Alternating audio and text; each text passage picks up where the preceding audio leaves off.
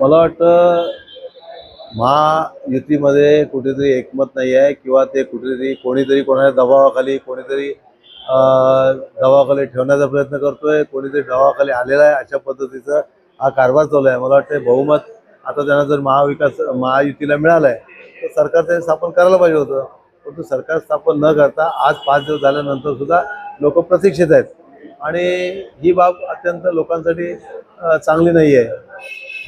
निवडणूक आहे, शासनाने जी प्रक्रिया राबवली त्या प्रक्रियेमध्ये जो काही निकाल समोर आला त्या निकालाच्या माध्यमातून बहुमत महायुतीला मिळालं, तर ती अशी काही अगोदर परिस्थिती नव्हती की महायुतीला बहुमत मिळेल किंवा एवढ्या सीट येतील। बरेच सगळ्यांचे अनुमान होते ते कट होईल, 50-50 होतील वगैरे वगैरे होते। आता जो निकाल समोर आला आहे हा सगळ्यांना अचंबित करणार आहे, आश्चर्यकारक आहे आणि मला वाटतं जो निकाल आला आहे अशी परिस्थिती महाराष्ट्रामध्ये नक्कीच नव्हती।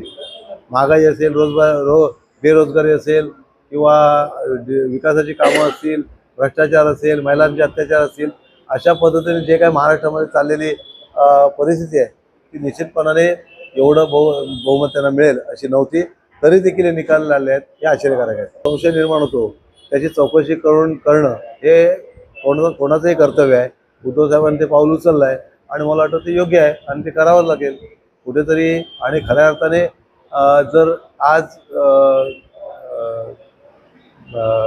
कोणत्याही प्रकारची मतदान प्रक्रिया ही संशयास्पद नसती तर कोणी असं बोलणारच नाही।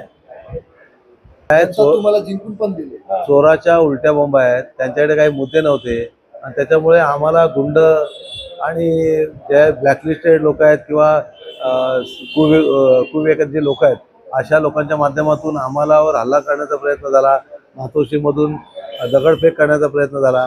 महिलांच्या बाबतीत एवढ्या खालच्या स्तराला जाऊन जे घटना घडलीच नाही असे विनयभंगाच्या केसेस घ्यायला लावल्या, म्हणजे सत्तेचा दुरुपयोग देखील या मतदारसंघात करून मला ते हरवण्याचा खूप प्रयत्न केला, मला बदनाम करण्याचा प्रयत्न केला, परंतु हे शक्य झालं नाही। कारण या विभागातल्या जनतेचा माझ्यावर विश्वास आहे आणि जनतेच्या आशीर्वादामुळे मी या ठिकाणी आजपर्यंत कार्यरत आहे आणि ह्या आशीर्वादाची मला जाण असल्यामुळे लोकांचा विश्वास जो आहे तो कायम ठेवण्याचा मी सातत्याने प्रयत्न करणार आहे, हे लोकांना माहिती आहे।